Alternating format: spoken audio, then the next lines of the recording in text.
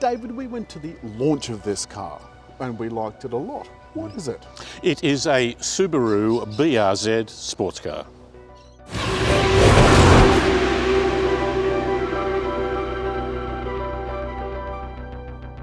David, I think this is one car that they got right, and they got right first go. Have a look at the proportions. What do you think?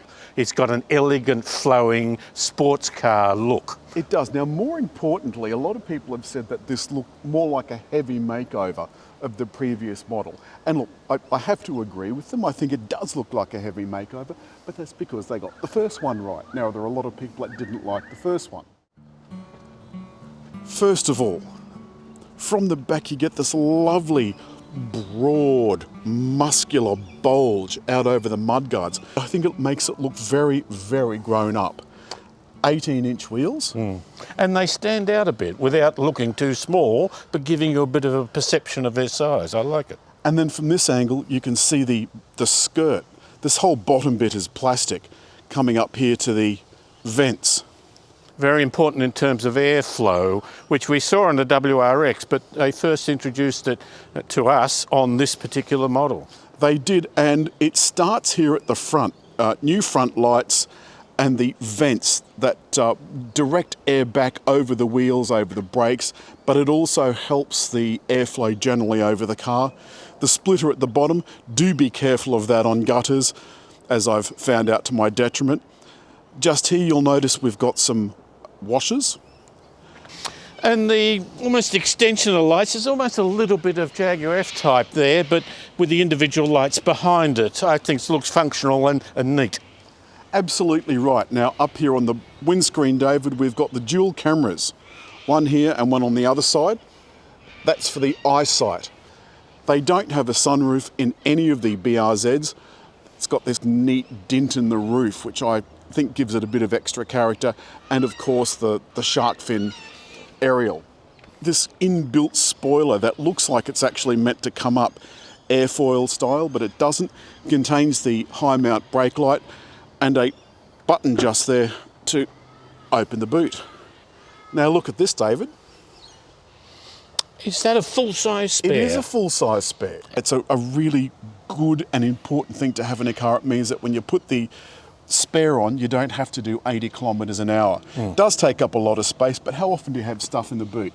The back seats do go down, and the old model was reported to have the ability to put 4 tyres for your track day in the car. So you could take off your road tyres and put on the track tyres. So you'd leave the road tyres by the side. One of the things I like about this particular car is it is in WR blue, my favourite Subaru colour. WRX also has that. It does make it look sporty, doesn't it? The WRX, we had the station wagon in a grey silver sort of colour, and this and the other sedan in the blue, and the blue just looked so much more purposeful. It does, and the frameless windows, essential in any sports car, but especially if it's a coupe, they pop down just a little bit when you crack the door, so that when you close it, it doesn't kind of stop the door from closing. Inside, David, the cabin looks quite different to the old one. There's a little keeper up here for the seatbelt, which I like a lot. You're really not going to use the back seats. There is no room in the back. You've got an armrest there, David. Yes, I have this, which opens up in dual ways. There's a single cup holder, some seat heating. This one, David, does have the 6-speed automatic. In front of that, you've got the traction control off, sport mode and snow mode. I don't know why you'd want to turn your traction control off, but that seems to me to be particularly mad. And a track button, again, something I'm not going to touch. We've got the air conditioning controls. Dual controls for temperature. But you can leave it in just full automatic if you want. This system I've found to be particularly buggy. If I go into the DAB station list, you can see one of them is missing. I've had that problem with this and the WRX all week. My favourite station keeps vanishing, which is Buddha Hits. Yet if I click on it, it is actually there. However, it disappears during the journey, which is so annoying. You'll notice we've got a full digital dash I like the set out of simplicity, both the dash, simple dial in the middle, digital speed number, and the gear you're in. Yeah, I like but that. David, it's got that annoying. Oh, Yeah. to Yep. set the cruise control. Yeah. At And least yet- you can see it. Yeah, but David, then you've got to go up to the steering wheel to adjust the distance to the car in front with that kind of middle button. Oh, here. Yeah. Which is slightly annoying, but nonetheless, the rest of the cabin's beautifully laid out. Air vents here in the middle, and the kind of dual level bit, which I quite like. Right. And this kind of felt lining. It is just cardboard, but nonetheless fairly well lined. Doesn't the air vent seem good? It seems like it's a jet engined Yeah. output. I think that's got a bit of style to it. Well, the thing with eyeball vents is you can put the air exactly where you want it. On the doors, you notice that there's Alcantara trim as well. It just makes it feel nice and soft, and it looks like that's the same that's on the roof, but it's not. Even just in normal mode, it feels so frisky and brisk. Because this is Japanese, the indicators are on the correct side, but they're one of those ones that flops back to the central position once you've selected your direction, which means if you want to cancel it, you've got to be careful that when you flick it back, you don't over flick it. Now,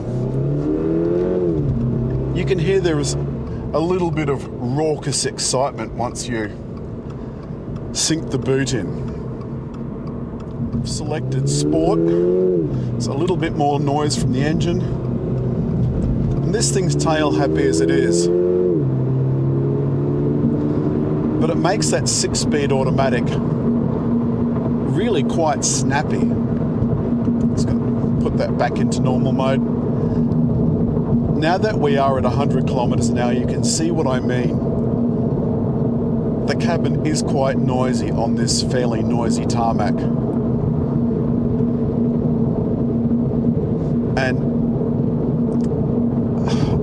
I'd almost go so far as to say that it's extremely noisy. Now that we are at speed, I'm going to set the cruise control, which is active. My lane departure warning will stop me from venturing too far outside, but it's not active, unlike the WRX.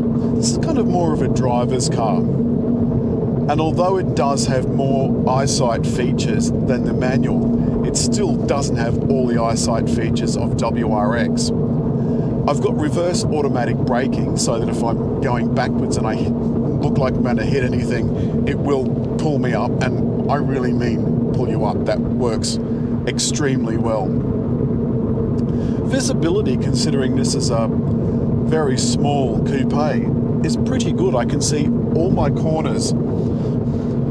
And you can see that although this does have maps and navigation built in, I'm using my Apple CarPlay, which is wired.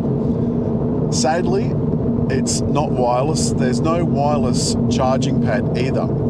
And here was the really crazy thing. I was looking for a place to plug my Navman dash cam in. Couldn't find a 12-volt outlet anywhere.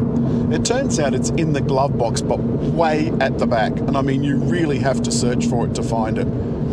For a minute, I thought this car didn't have one. On the launch, we had this car on the racetrack, and I'll put a link to that in the comments below. The steering, extremely good. Like its predecessor, it is tail happy, but it's not as tail happy as its predecessor. So you can see the harbour bridge. This is what it's like driving around Sydney. Now we've well and truly entered city traffic. Gives me a chance to talk about a couple of the other things.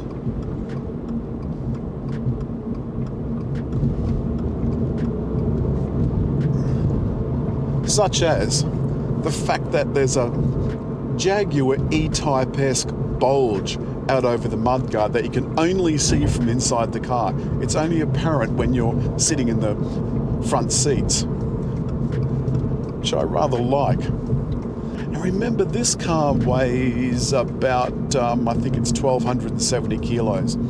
So In automotive terms, that's a lightweight. Final thoughts.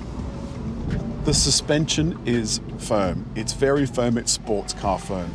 It's not adjustable, so what you see is what you get. And I'm okay with that. If there was one small change they might make, perhaps they could find a way to incorporate the 14-inch Subaru screen in this. I realise it's a joint project, not always possible.